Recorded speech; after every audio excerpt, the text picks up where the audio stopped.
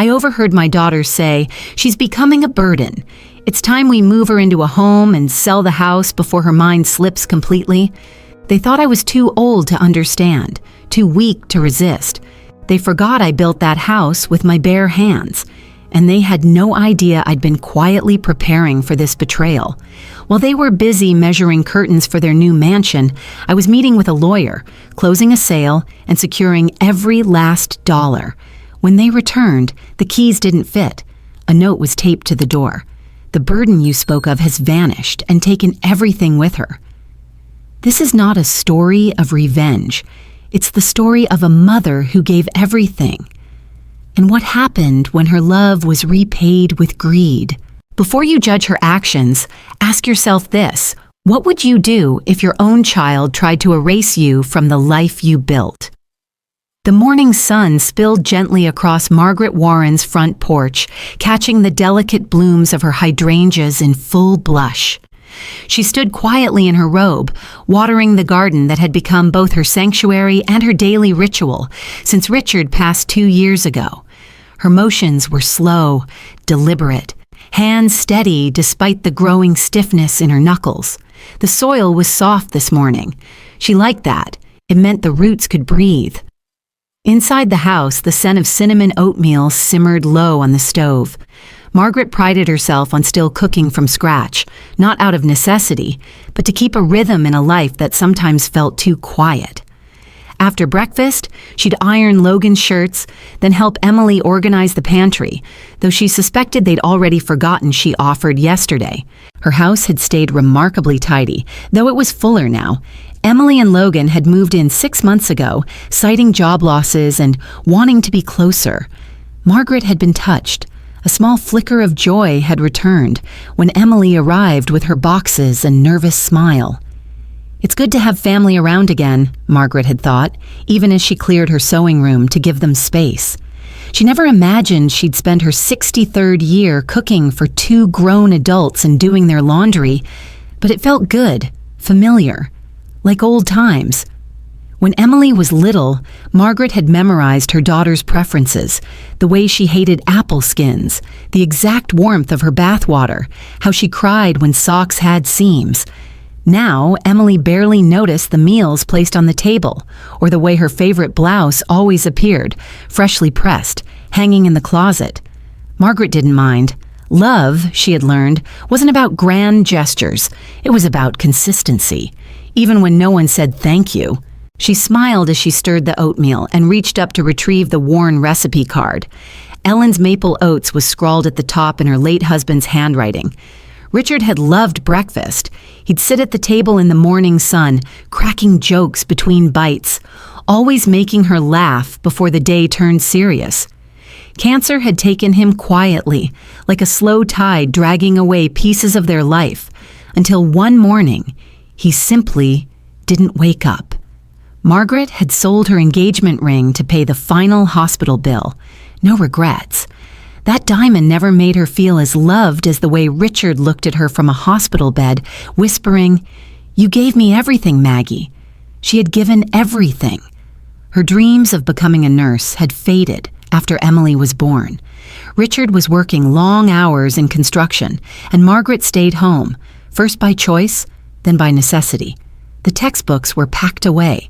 Years later, when Emily got accepted to Northwestern, Margaret had quietly gone to the local credit union and taken out a loan. She never told Emily how high the interest was. She just smiled and said, "Of course we can help. That's what mothers did." When Logan lost his job at the brokerage last spring, Emily had called in tears. Margaret didn't hesitate. "Come home," she'd said.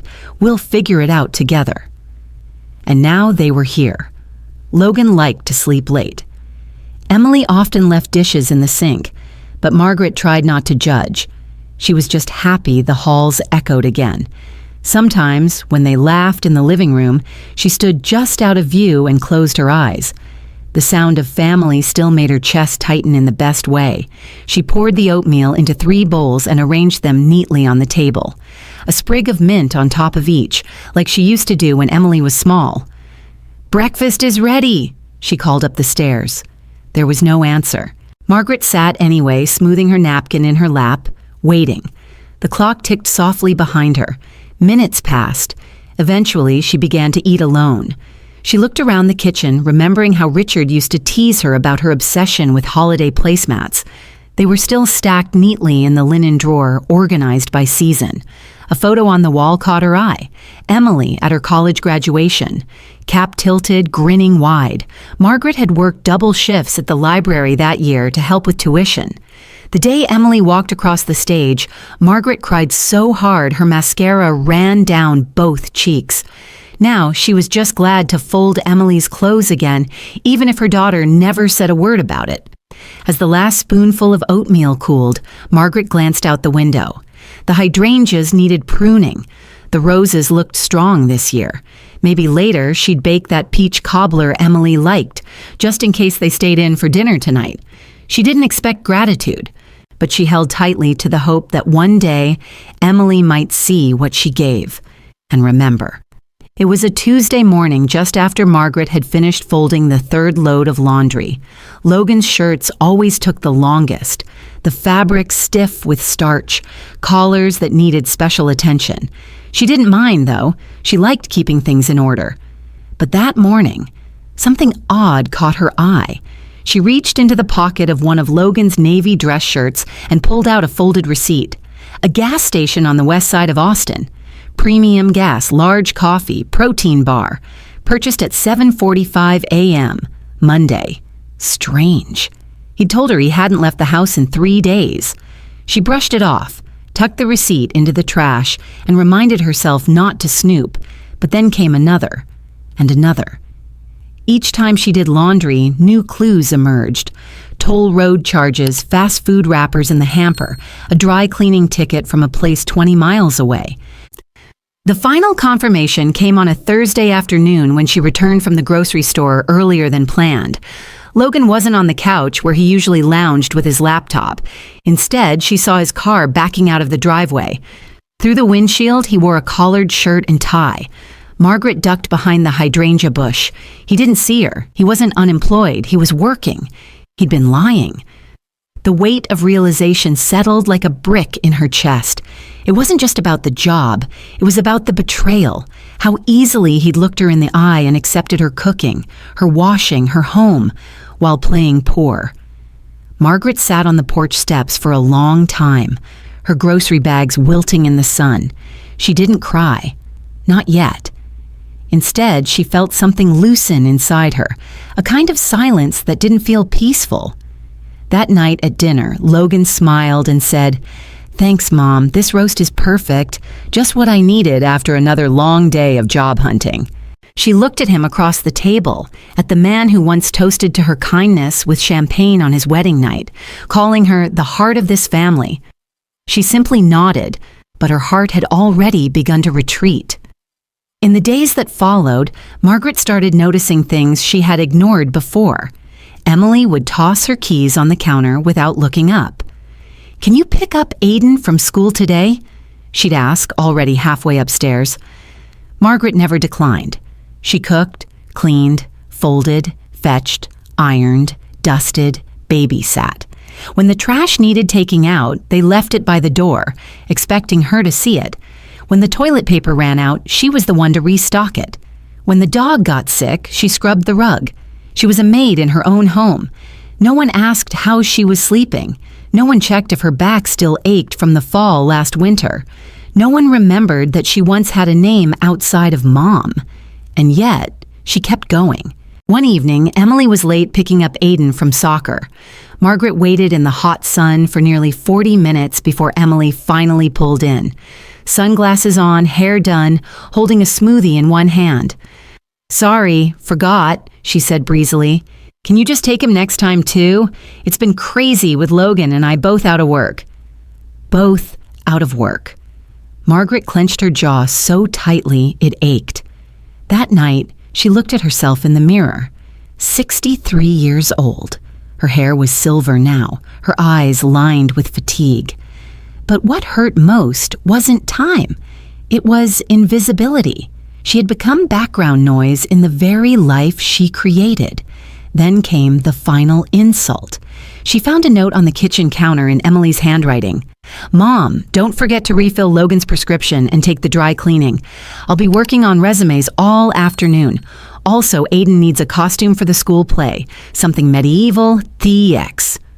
No greeting. No please. No thank you. Just expectations, piled atop assumption, wrapped in entitlement." Margaret folded the note carefully and placed it in the drawer beneath the phone. Next to it, she added the receipts, the dry cleaning tags, the toll road logs. A file was forming. Evidence not for court, but for her own sanity. That night, while the house slept, she sat in the kitchen and poured herself a glass of wine. She stared out at the garden, at the solar lights Richard had installed one summer evening, just because she liked the way they twinkled. "I gave them everything," she whispered into the stillness. The dishwasher hummed. Somewhere upstairs, a door creaked, but no one came down. Margaret took a long sip of wine and finally let the first tear fall. It wasn't a sob, just one tear, soft, quiet, full of everything she hadn't said in years. It started with a dropped phone call. Margaret was wiping down the kitchen counter when Emily's phone buzzed loudly against the quartz surface. She glanced up just as Emily walked out the back door, probably to take a call in privacy, as she often did lately. But this time, she'd left her Bluetooth earbuds connected, and the phone, still unlocked, remained on the kitchen island. Margaret hadn't meant to listen. She froze, unsure what to do. But Emily's voice drifted through the earbuds, loud and sharp, the tone unfamiliar, like a stranger wearing her daughter's skin. "Honestly, I don't think she even knows what day it is anymore," Emily said. "I caught her putting salt in the coffee instead of sugar. Again." Margaret blinked. That wasn't true. It was one time. She'd laughed about it with Aiden. "She's slipping, Logan," Emily continued. "We can't keep pretending she's fine. What if she leaves the stove on or forgets to take her meds?" Logan's voice joined the call, low and detached. "We've already stretched this arrangement longer than we planned. You promised we'd only stay 6 months while I got back on my feet. Well, I didn't expect her to be so needy." Margaret's hands trembled against the counter. Emily's voice turned cold, businesslike. "I think it's time. There's a place in Westlake. Decent reviews, nothing too flashy. She'll have nurses, meals, activities." "You mean sedation and a hallway full of bingo tables?" "She won't know the difference," Emily snapped. "She barely notices when we leave now." A hollow throb bloomed in Margaret's chest. Then Logan said something that made the air vanish from the room. "The house is worth at least $750 in this market. Maybe more. Big lot, updated kitchen.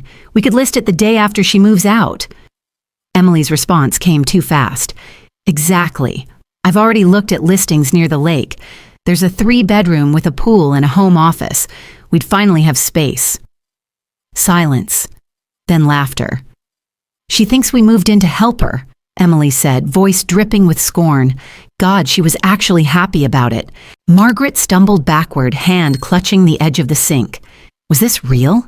Were these the same voices that once called her the heart of the family, who kissed her cheek every morning, who handed her cards on Mother's Day filled with flowery lies? "They think I don't know," she whispered aloud. Her heart pounded like it was trying to escape her chest. The call continued, now muffled as Emily must have moved further from the house, but the damage was done. Margaret had heard enough, more than enough. She sank into the nearest chair, the world around her dimming. Her daughter, her only child, wanted to put her away, discard her like some broken heirloom, trade in her memories, her years of sacrifice, for square footage and granite countertops. They wanted to sell her life. Sell her history, her kitchen, her garden, her memories, all in favor of a new mortgage and a pool. Tears welled up but didn't fall. Instead, she stared blankly at the hallway where Emily's childhood photos still hung. Emily with missing front teeth, Emily at prom, Emily in a cap and gown while Margaret beamed beside her. She'd paid for every milestone, with work, with sacrifice, with sleepless nights and bent backs. And this was the repayment. A plan whispered behind her back to erase her from the home she'd built. Logan's words rang again in her mind. Old people don't need space. They just need a bed and medicine. Margaret stood on unsteady legs, moving slowly to the living room, then to the mantel where Richard's photo rested in a carved wooden frame. She touched it gently, lips quivering. "I'm not crazy," she whispered. "I'm not gone." The room felt smaller now, like the walls had listened too. The betrayal echoed in every corner, in every carefully chosen lamp and curtain rod. Her sanctuary had become a set piece in someone else's plan. They thought she wouldn't hear. They thought she wouldn't understand. They thought wrong. Margaret hadn't slept. The silence of the house, once comforting, now felt oppressive. Every creak of the floorboards seemed to whisper betrayal. She sat in her old armchair at dawn, cradling a mug of cold coffee, staring at the fading light through the bay window Richard had built for her 18 years ago. His voice echoed in her head, the way he used to say, "This house is ours, Maggie, yours and mine, every nail, every board built with love." Now that love was being sold piece by piece, and it was about to get worse. That afternoon, she went to retrieve an old recipe card from her bedroom dresser, the same drawer where she kept family documents for decades. A lifetime of paperwork organized in manila folders, labeled in Richard's neat handwriting. She reached for the envelope marked Deed and Mortgage, 2001, the file she hadn't touched since his death. The folder was there, but something was off. Her name had always stood alone on the last updated property record, updated after Richard passed, Margaret L. Warren, sole owner. But the document in her hand now read, Margaret L. Warren and Emily R. Warren, joint tenancy. She blinked. Her breath hitched. Joint tenancy? Her fingers shook as she flipped through the rest. A quitclaim deed dated 4 months ago, signed in black ink, notarized, the signature beside hers, Emily's. Margaret's knees buckled and she sat down hard on the edge of the bed. She didn't remember signing this. At the bottom, a line in bold. This document transfers 50% ownership of the property. She stared at the paper as if it might erase itself, as if it were a mistake. But the notary stamp was official. There was a signature that looked like hers, but wrong somehow, slanted differently, the M too narrow, the loop on the G too short. Margaret knew her handwriting. This wasn't hers. A forged signature. Her daughter hadn't just planned to take the house. She'd already done it. Quietly, illegally. Margaret pressed a trembling hand to her chest. The betrayal cracked something inside her. This wasn't carelessness. This wasn't misunderstanding. This was calculated theft. And suddenly, she remembered the mail. 2 months ago, Emily had brought in a stack of envelopes and mentioned something about mortgage paperwork that needed to be updated for refinancing. She'd waved it off with a laugh, said, "Don't worry, Mom, I'll take care of it." Margaret had nodded, trusting. She felt sick.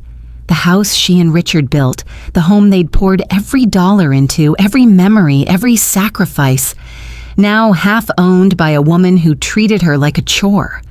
A deep wail rose in her throat, and for the first time in years she wept. Not silent tears, not the quiet ache of grief.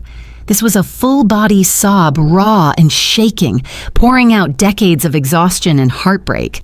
She buried her face in the quilt on the bed, the one Richard had insisted she keep even after the corners frayed. "It's part of our story," he'd said.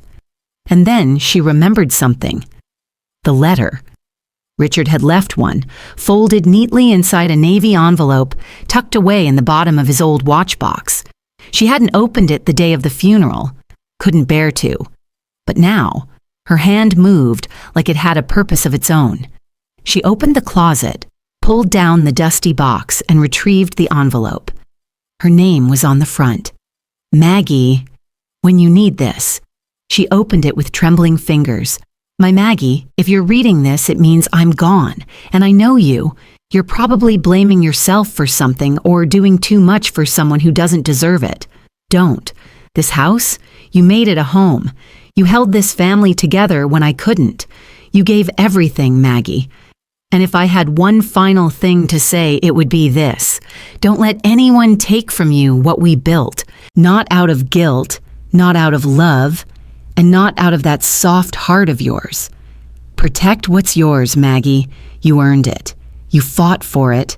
Now fight for yourself. I love you. Forever. R.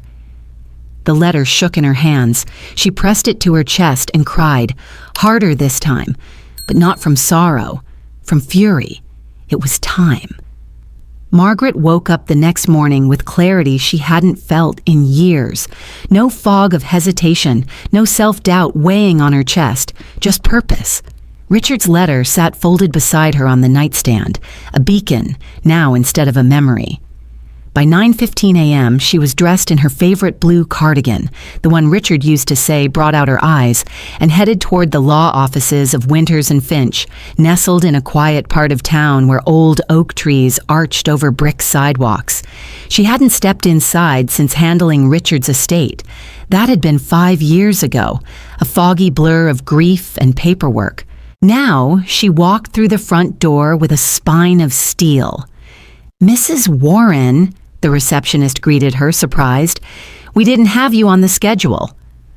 "I'm hoping Mr. Finch can spare a few minutes," she said softly. "It's urgent." Within 10 minutes, she was ushered into the warm-paneled office of Harold Finch, now grayer, but still the man who'd held her hand through the estate process. "Margaret," he said with genuine warmth, "what brings you in?" She sat, pulling the suspicious deed from her handbag. "I need you to verify something for me, quietly." He read the document, adjusted his glasses, then retrieved her original property file from the office database. After a few tense minutes, he looked up. "Well, I've got some good news." Margaret's breath caught. The quitclaim deed was never filed with the county. "This," he said, tapping the paper Emily had forged, "is meaningless unless registered with the clerk. As of this morning, the property is still in your name, solely." Margaret sagged with relief. "Can we make sure it stays that way?" she asked.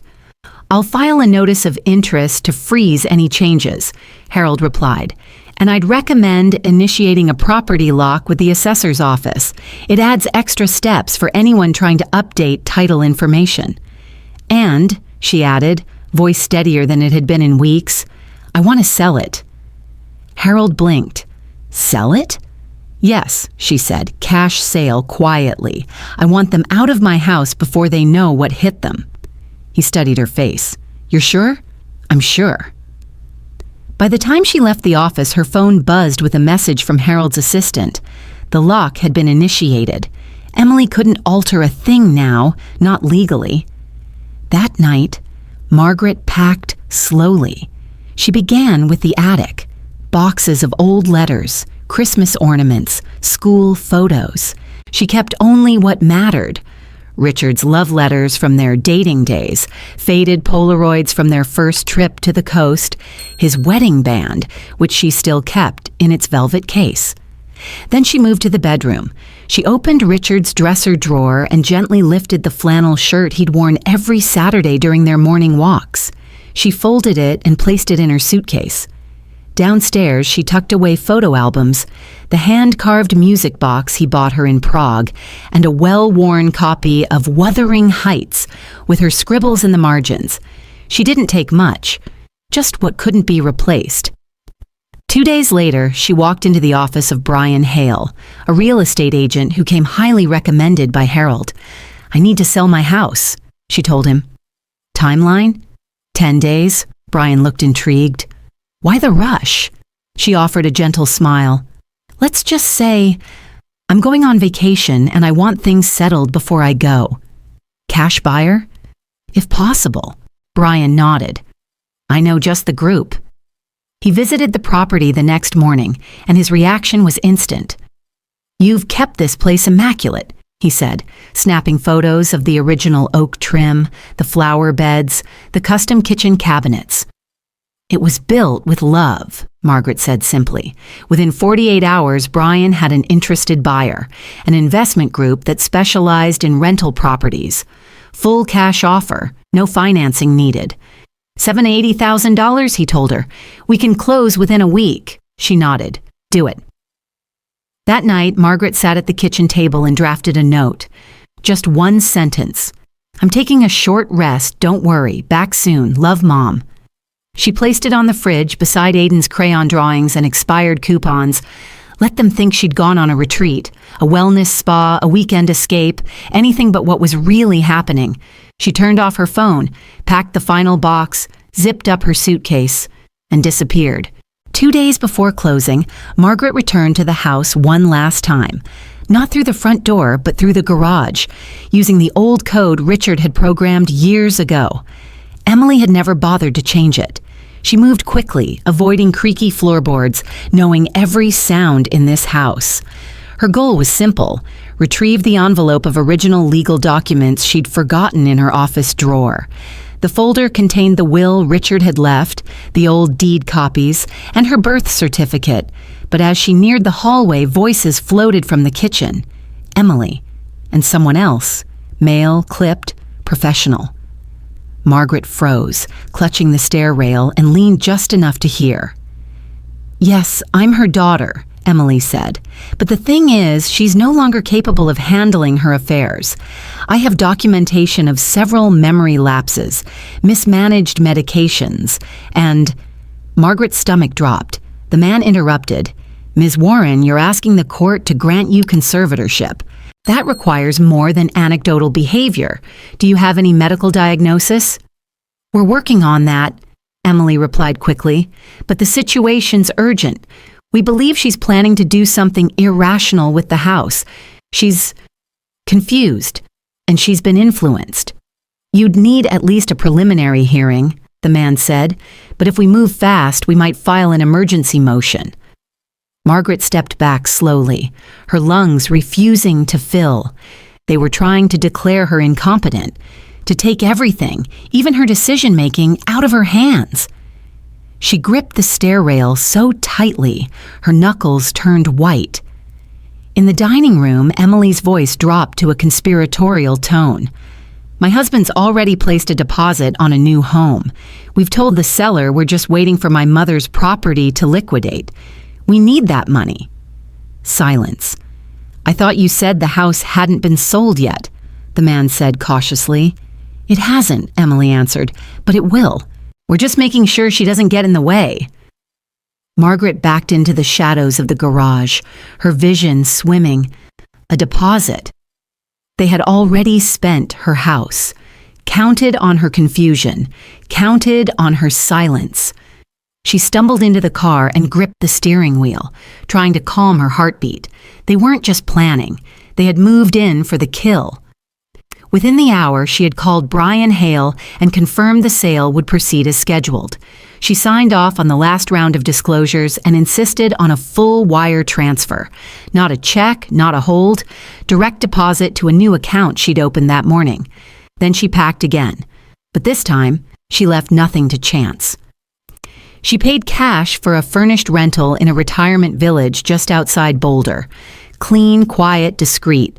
No ties to her name, just a deposit slip and a short lease. She transferred all remaining savings to that same new bank, one Emily didn't even know existed. Then she changed her number. The final step came just before sunset.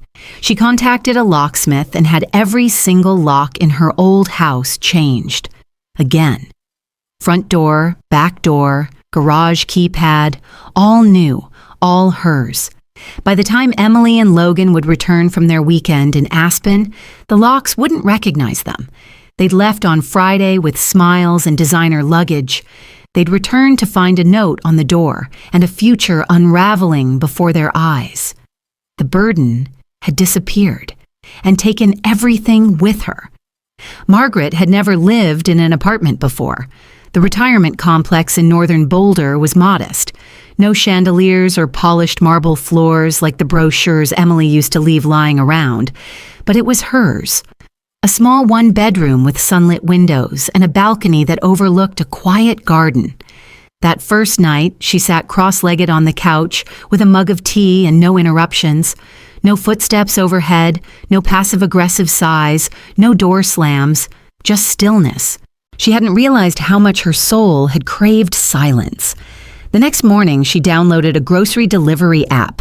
It took 3 tries and a call to the help center, but by lunchtime, a cheerful college student had delivered a week's worth of food to her doorstep. The small victories kept her going. She signed up for a local watercolor class at the community center. The instructor, a woman named Rita with bright scarves and a laugh like bells, welcomed her without question. "We paint feelings here," she said. "No perfection allowed." Margaret's first canvas was rough. The second was worse. But by the third, she was painting sunflowers with bold brushstrokes, channeling Richard's favorite backyard blooms. Tuesdays became yoga days. She bought a blue mat matching her cardigan and joined the 9 a.m. class taught by a retired dancer named Jonah. She wasn't flexible, but she was determined. When she touched her toes for the first time in decades, she laughed out loud. "I haven't done that since Reagan was in office," she told the group, and they all clapped. That week, Brian Hale called with an update. "We have a confirmed cash buyer. They're offering $10,000 full amount, no inspection. They want to close in 5 days. Margaret didn't hesitate. Accept it. And the wire transfer? She gave him the account number to the private bank she'd opened quietly with Harold's help. The funds would go nowhere Emily or Logan could find them, nowhere they could sniff out, manipulate, or accidentally transfer. 3 days later, the deal closed. The email came with a PDF attachment, and there it was in bold. Final closing settlement. $910,000. She stared at the screen, letting it settle in. She had done it.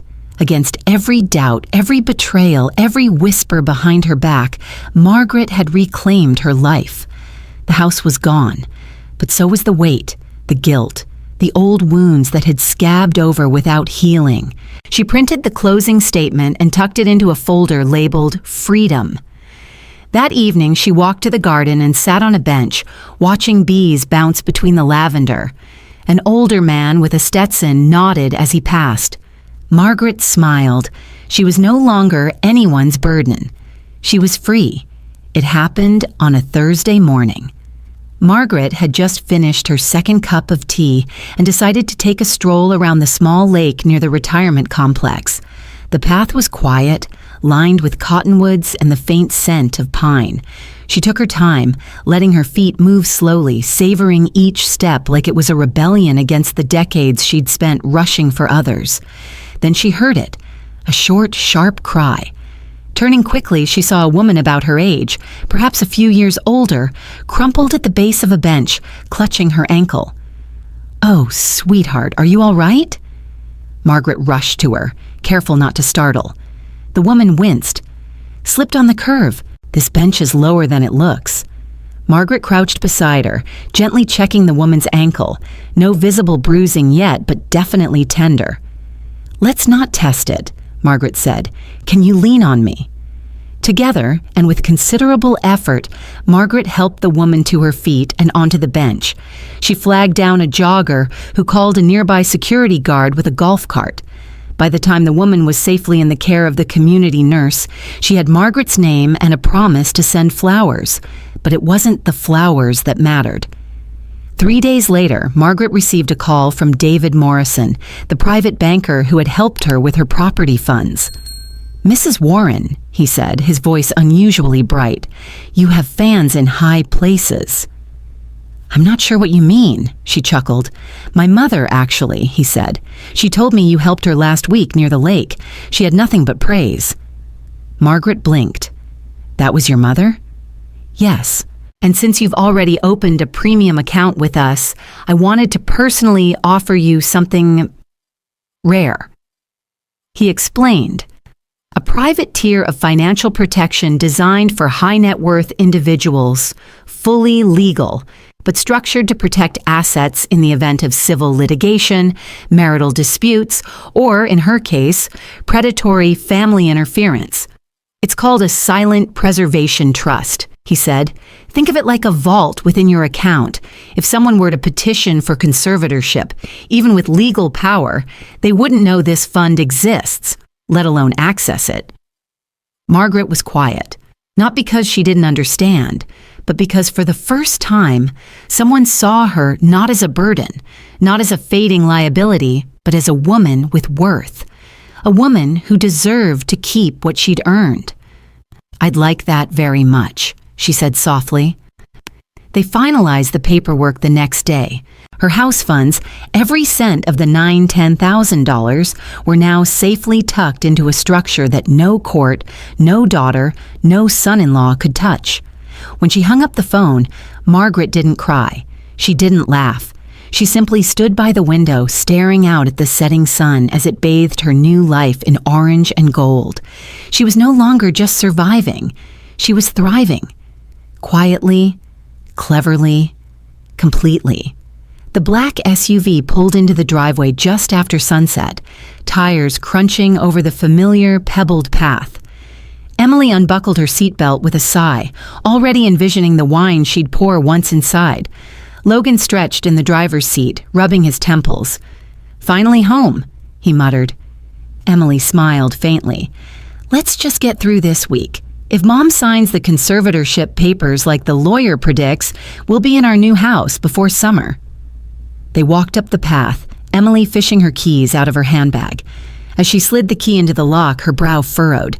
She jiggled it, pulled it out, tried again. Nothing.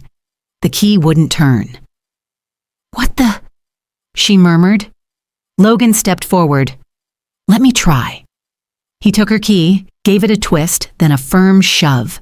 Still nothing. "This can't be right," Emily snapped. "I've used this key every day for years." "Did you give a copy to the gardener? Maybe he changed the locks?" Emily shook her head, already dialing her mother's cell phone, only to remember Margaret didn't have one. They'd always talked on the landline. She tried it anyway.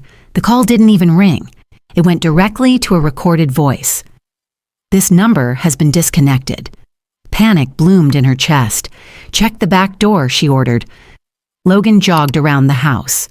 A minute passed, then 2. He returned, breathless. Same. New lock. Even the garage keypad isn't working. Emily's pulse raced. She stepped back and looked up at the windows. No lights, no movement. It looked like no one lived there. Then she saw it. A white envelope taped at eye level to the front door, her name written in sharp, deliberate cursive. She ripped it off and unfolded it with trembling hands. "Emily? You once said I was a burden, that I didn't need space, only pills and a bed. You were wrong. I built this home with your father, brick by brick, sacrifice by sacrifice. You saw it only as square footage. I saw it as 40 years of dreams. But don't worry. I'm not your burden anymore. I've vanished from your plans. And I've taken everything you were counting on with me. You'll find your belongings in storage. You have 30 days to retrieve them before fees begin. Goodbye." Mom Emily's eyes darted across the words again, as if reading them faster would change their meaning. Logan looked over her shoulder. "What the hell does that mean?" She sold the house," Emily whispered. "She's gone. She took the money." "No." Logan shook his head. "She couldn't. She wasn't legally capable. She was never incompetent." Emily hissed, her voice rising. "She played us." They stood in the fading light, stunned as the reality sank in. No house, no inheritance, no retirement plan, only a locked door, and a mother who had just rewritten the ending of their story. Logan's hands were already shaking as he unlocked his phone and scrolled through contacts. "I'm calling Greg," he muttered. "He said if your mom pulled anything, we could freeze it in court." Emily paced the driveway, her face pale. "She can't do this. She's not allowed to do this." That's our house. She tricked us, Logan hissed. But if she has any cognitive issues at all, anything, we can build a case. The call connected. Greg, it's Logan. Margaret Warren sold the house. Yes, the one we live in. She took the money. We need to file an emergency injunction, conservatorship, financial mismanagement, whatever it takes. A pause. Emily leaned in, eyes wild. What do you mean it's too late? Logan's voice cracked. He listened, expression turning from outrage to disbelief. She filed a new will and a trust? When? No, how the hell did she get that past us? Emily snatched the phone. Greg, this is Emily. That house was in my mother's name. How could she sell it without notifying us? Greg's tone shifted to pity. Because she didn't have to. She wasn't under guardianship, and all her documents were clean. The deed, the title, the bank accounts, they were hers. No one forged anything. She used a top-tier attorney. Everything's watertight. But what about her mental state? Emily demanded. She's old. She forgot where she parked last week. She recorded a competency evaluation before filing, Greg said. A video, Emily. I've seen it. She was sharp. She even cited state law. Emily's knees buckled. Logan caught her by the elbow. She played us, she whispered. And she played you well, Greg added. You could pursue a civil case, but with no fraud and no standing. He didn't need to finish. Emily ended the call. Before either could speak, her phone rang. Unknown number. She answered, voice tight. Hello? Ms. Warren, a clipped female voice said. This is Diane from Apex Mortgage. I'm calling regarding the deposit on the Boulder Ridge property. Emily's heart dropped. Yes? I regret to inform you the contract is no longer valid.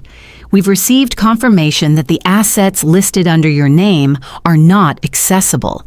The escrow account has been nullified. What do you mean, not accessible? Emily shouted.